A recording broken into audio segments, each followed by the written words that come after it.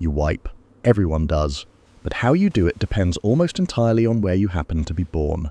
In the West, you reach for toilet paper. Soft. White, quilted, and made from trees. Millions of them every single day, just so you can wipe and flush it away without a thought. Across much of South Asia and the Middle East, paper is the strange option. Here you clean with water. A small jug, a hose beside the toilet, the left hand doing the work, the right hand kept clean for everything else. In Japan, the toilet does it for you.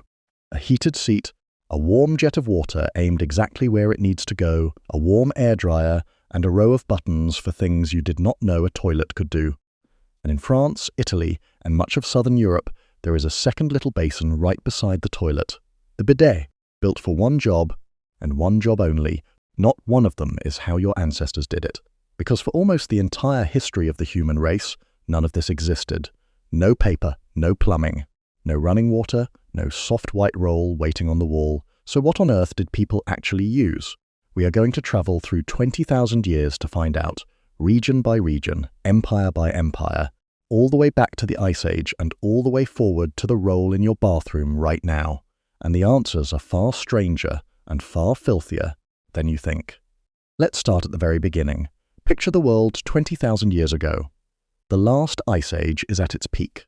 Glaciers swallow the north, the seas are far lower, and small bands of humans move across a frozen Eurasia, hunting mammoth and reindeer. There are no toilets here, there are no towns, there is not a single building on the entire planet, and that, strangely, is the whole point. Because these people were nomads. When a campsite became dirty, they simply left. They walked away from their own waste, and the cold, the rain, and the scavengers cleaned up behind them. Being constantly on the move was by itself the oldest sanitation system in the world.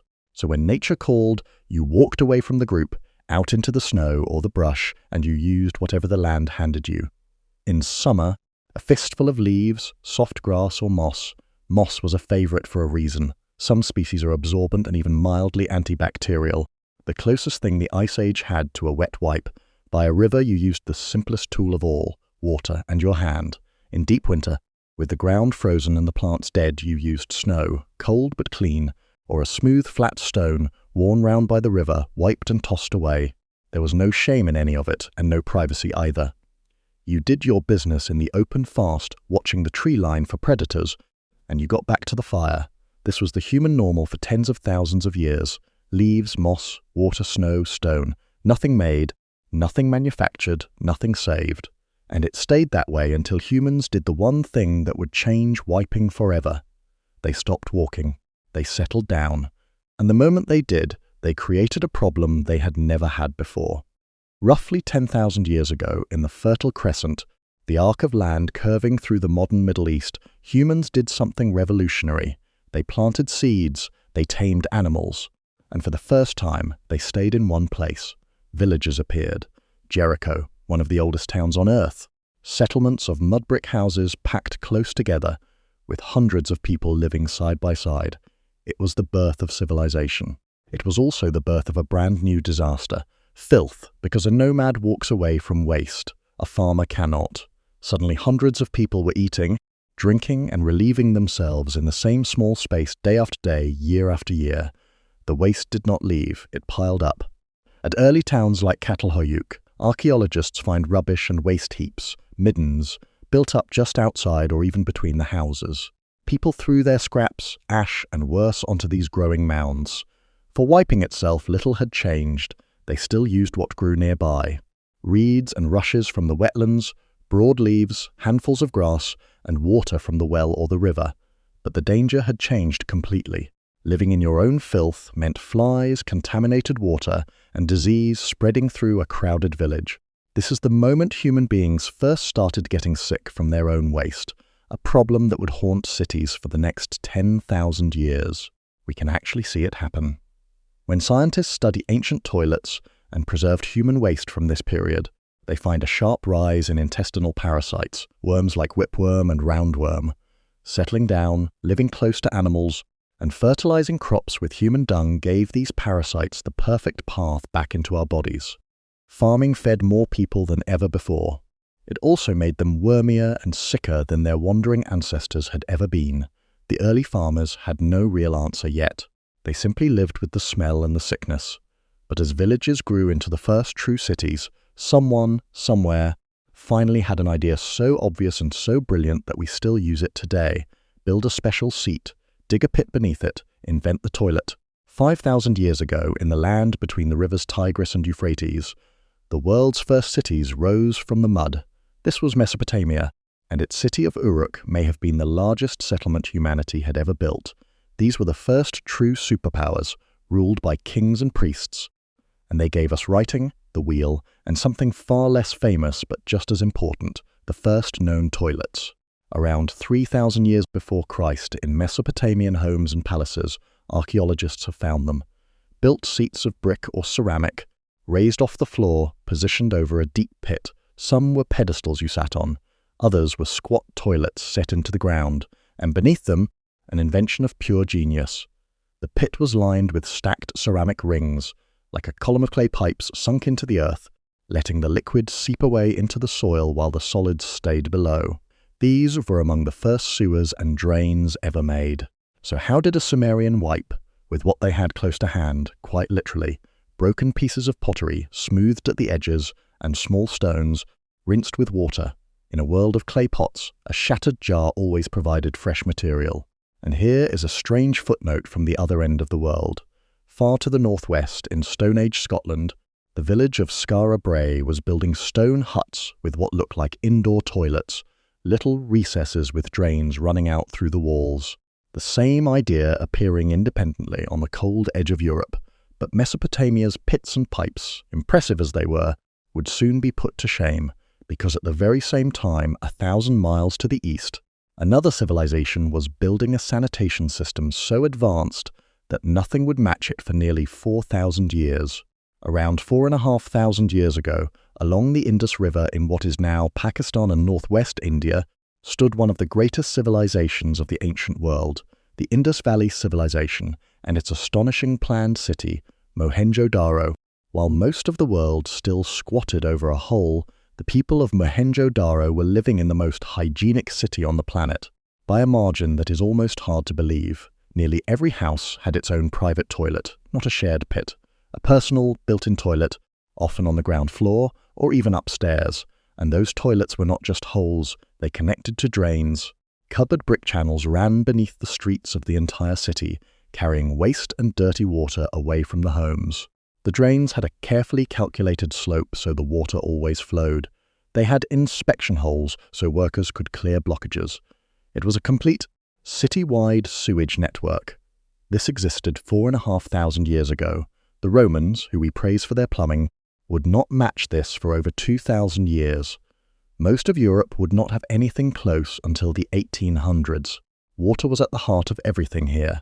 Mohenjo-Daro had hundreds of wells, perhaps one for every few houses, so clean water was never far away. At the center of the city sat the Great Bath, an enormous watertight public pool, its bricks sealed with a layer of natural tar so it never leaked. We still do not fully know what it was for, but it suggests that washing, bathing, and being clean were close to sacred here.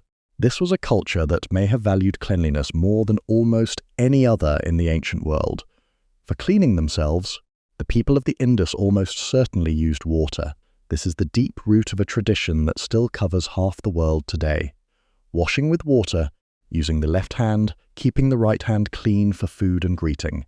A custom older than almost religion, born in cities like this one. Then, around 3,500 years ago, the Indus cities were slowly abandoned. The reasons are still debated: drought, shifting rivers, a changing climate. Their incredible plumbing was buried and forgotten, and the center of the world's attention drifted west again, to a green ribbon of life cutting through the desert, to Egypt and the Nile. 3,500 years ago, Egypt was the superpower of the age. The pharaohs of the New Kingdom ruled a kingdom of gold, temples, and the life-giving Nile. For most Egyptians, the toilet was simple: the fields, the desert sand, or the river itself, which gave life and carried waste away in the same brown current. But the rich lived differently. In the homes of wealthy Egyptians, archaeologists have found genuine toilet seats, carved from limestone or built from wood, set over a removable container filled with sand. You did your business, and a servant carried the container away and emptied it. A toilet powered entirely by other people's labor. For wiping, Egyptians used water from the Nile, and the wealthy used linen, the soft fabric they were famous for. The same cloth that wrapped their mummies also wiped the living. We even know how the workers lived. At Deir el-Medina, the village of the craftsmen who built the royal tombs, some houses had a dedicated corner for the toilet, a stool set over a large ceramic pot partly filled with sand. The Egyptians also loved to be clean. They washed often, scrubbed with a natural salt called natron, and the wealthy kept whole rooms just for bathing. In a hot desert kingdom, staying clean was not a luxury, it was survival, and across the sea on the island of Crete, another people were quietly outdoing everyone. The Minoans, in their great palace at Knossos, built a latrine with a wooden seat, and beside it, channels of water that could be poured through to flush the waste away. It was, in effect, one of the earliest flushing toilets in the world. Sitting in a palace more than 3,000 years ago, Egyptian sandboxes, Minoan flushing seats, all of it for kings, nobles, and the rich. The ordinary person still squatted in a field with a handful of leaves. But now we arrive at the civilization that turned the toilet into something it had never been before. Not private, not hidden, but public, communal, and weirdly social. We are going to Rome, and we are going to meet the most infamous object in the entire history of wiping. A sponge on a stick. 2,000 years ago, Rome ruled the Western world, from Britain to the desert, and the Romans were obsessed with two things many empires ignored: water and plumbing. They built giant public toilets called foracae. Picture a long stone room with the stone bench running along the walls and a row of round holes cut into it, 10, 20, sometimes more, all in a row, and no walls between them, no doors, no privacy at all. Romans sat there together, side by side, robes hitched up, chatting about business, politics, and gossip, while they did their business. The public toilet was a social club. Beneath the bench, a channel of running water carried the waste away into the sewers, including the famous Cloaca Maxima, the Great Drain of Rome, parts of which still work today. And in front of your feet, in the floor, ran a second little channel of clean flowing water. This is where the legend lives, because in that channel sat the tussorium, a natural sea sponge fixed to the end of a wooden stick. You reached down between your legs, took the sponge on a stick, wiped, rinsed it in the running water or a bucket of salt water and vinegar and put it back. For the next person, yes. In many of these toilets, the sponge was shared. One sponge, many bottoms. The Romans had running water and grand sewers, but they had no idea about germs. And a shared sponge was a perfect way to pass parasites and disease from person to person. Their plumbing was thousands of years ahead. Their understanding of hygiene was not. The Romans took it all seriously enough to worship it. They had a goddess of the sewers, Cloacina, who watched over the great drain itself. The Emperor Vespasian even taxed the urine collected from public urinals, which was used by laundries and tanners, and when his son objected, he held up a coin and said the famous line, "Money does not stink." But here is the twist. For all their baths, sewers, and running water, the Romans were not actually healthier. When scientists examined Roman remains, they found just as many parasites as in earlier, dirtier peoples. The shared sponge, the habit of fertilizing crops with human waste, and a beloved fermented fish sauce full of tapeworms all kept the Romans riddled with worms. The plumbing was magnificent. The biology had not caught up. Not everyone used the sponge. Many Romans, and the Greeks before them, used pessoi instead, small oval pieces of broken ceramic or pottery used to scrape yourself clean. Archaeologists have even found old pottery shards worn smooth from exactly this use. Some were broken from the pots of your enemies, so you could wipe with their name. So that was Rome, public, communal, social, and germ-ridden. When the empire fell, much of this plumbing was lost, and Europe would slide backwards into filth for over 1,000 years. But while Europe forgot, the East raced ahead.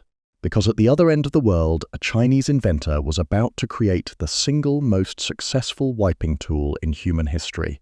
The one sitting in your bathroom right now. Paper. Travel to China around 1,500 years ago, under the Sui and Tang dynasties, and you find the most advanced civilization on Earth. Gunpowder, printing, the compass, and a long list of inventions the West would not see for centuries. One of them was toilet paper. The Chinese had been making paper since around the year 100, and at some point they made an obvious leap. If you can write on it, you can wipe with it. The first clear written record comes from around the year 589.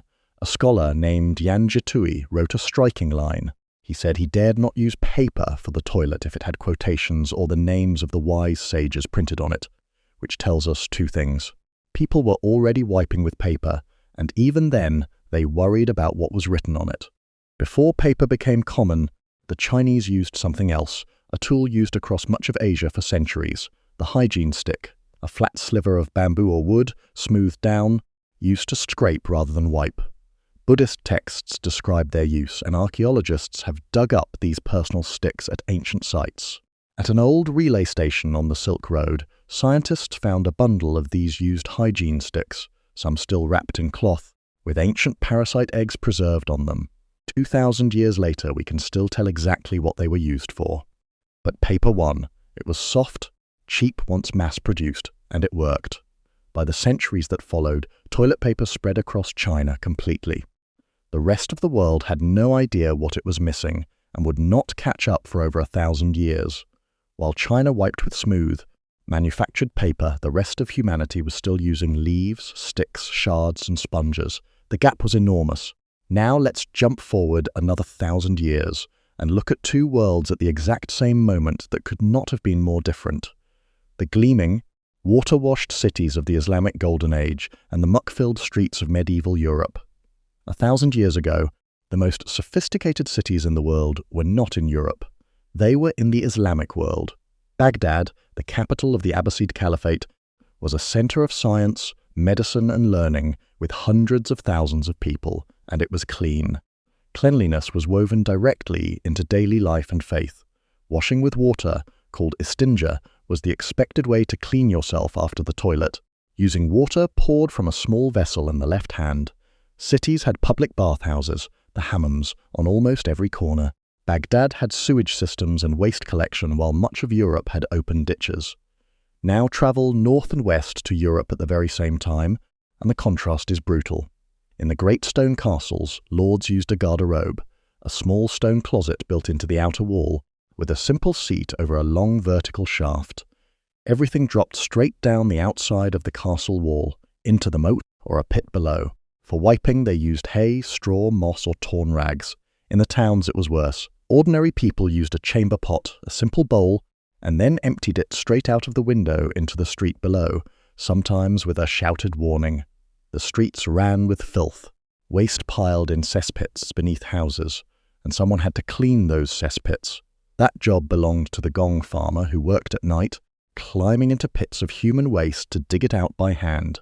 It paid well, because it was as disgusting and dangerous as work could be. Not everyone in Europe lived in filth, though. The monasteries were the exception. Large abbeys built proper latrine blocks, sometimes with a stream of water running constantly beneath the seats to carry everything away. The best plumbing in all of medieval Europe, kept alive by monks who had read their Roman books, and that warning shout in the streets has its own story. When people in places like Edinburgh threw their waste from the window, they cried "Gardez-le," from the French for watch out for the water. If you were walking below, you learned to listen. For wiping, medieval Europeans used whatever was free: leaves, grass, moss, hay, and along the coast, even mussel shells. The rich used wool or rags. So at the same hour in history, a citizen of Baghdad rinsed clean with water in a bathhouse, while a Londoner threw the contents of a pot into the street. Two civilizations, one moment, worlds apart. Now let's move into the age of kings and queens, where wiping became a matter of royal duty, and one man invented a machine that would eventually change everything. 500 years ago, in the Europe of Henry VIII and Elizabeth I, even royalty had no real toilet. Kings used a close stool, a padded box with a hole in the top, a chamber pot hidden inside, often covered in velvet and gold. And here is one of the strangest jobs in all of history.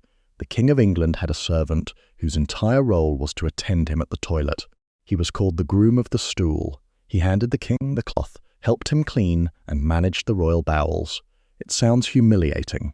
It was the opposite. Being that close to the king, alone, every single day, made the groom of the stool one of the most trusted and powerful men in the court. Kings told their secrets on the toilet. For wiping, The rich now used soft cloth, wool, hemp, and lace. The poor still used what they always had: leaves, moss, rags, and the edges of the pages of old books. Then, in 1596, an Englishman named Sir John Harrington built something new: a working flush toilet with a cistern of water above and a valve to wash the bowl clean. He installed one for his godmother, Queen Elizabeth I herself. The world ignored it. The idea was 200 years too early, and it vanished. Meanwhile, far to the east, China was still centuries ahead. In the Ming dynasty, records show the imperial court producing toilet paper on a staggering scale. In just 1 year, the court used over 700,000 sheets, and the emperor's personal supply was soft, thick, and even perfumed. While a European queen used cloth, a Chinese emperor used scented paper, made just for him. The flush toilet had been invented and forgotten. Soft paper existed, but only for an emperor. Both were about to come roaring back, and finally reach everyone in the messy, world-changing century that followed. For most of human history, change came slowly. In the last 200 years, it exploded. In Britain in the 1770s, inventors finally cracked the flush toilet for good. A man named Alexander Cumming patented the key piece, the S-bend, a curve of pipe that traps water and blocks the smell of the sewer from rising back up. Joseph Bramah improved the mechanism. The modern toilet was born. Then came a name people still giggle at: Thomas Crapper. He did not invent the flush toilet, but in the late 1800s he built a successful business making and selling them, and put his name on them everywhere. The legend stuck. But flushing toilets created a new crisis. All that waste now poured straight into rivers like the Thames, and in the summer of 1858, London choked under the great stink, a stench so foul that Parliament itself nearly fled. Cholera killed thousands. The link between filth and disease was finally undeniably clear. So engineers built vast underground sewers to carry the waste away, the system that still runs beneath London today, and the paper. In 1857, an American named Joseph Gaetti sold the first packaged toilet paper in the United States. Flat sheets sold as a medical product, with his name printed on every sheet. Decades later, paper on a roll arrived, and companies like Scott made it ordinary. Before that, Americans used whatever was free. Pages from newspapers, and famously, the thick paper pages of the Sears mail order catalogue, which hung in many an outhouse. On the farm, people used corn cobs, and the early paper was not soft at all. It was so rough that in the 1930s one company proudly advertised its toilet paper as splinter-free, which tells you everything about what came before it. Meanwhile, other parts of the world kept choosing water. The bidet had appeared in France in the early 1700s, a little basin you straddled to wash, and in 1980, Japan launched the electronic washlet, the warm water robot toilet, which now sits in most Japanese homes. Paper, water, or machine. The old split never really went away. Which brings us at last back to you. Think about where we have been. 20,000 years of leaves, moss, and snow. Pottery shards in Mesopotamia. Water and the left hand along the Indus. Sandboxes in Egypt. A shared sponge on a stick in Rome. A flat bamboo stick in China. Hay in a freezing castle. A velvet box for a king. For almost the entire story of our species, wiping was rough, public, and often dangerous. Disease from your own waste killed more people across history than most wars ever did.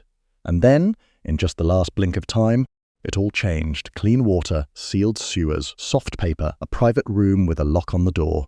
The soft white roll sitting in your bathroom right now is one of the rarest luxuries in human history. Almost every person who ever lived would have stared at it in disbelief. A whole sheet of clean, soft paper, used once and thrown away.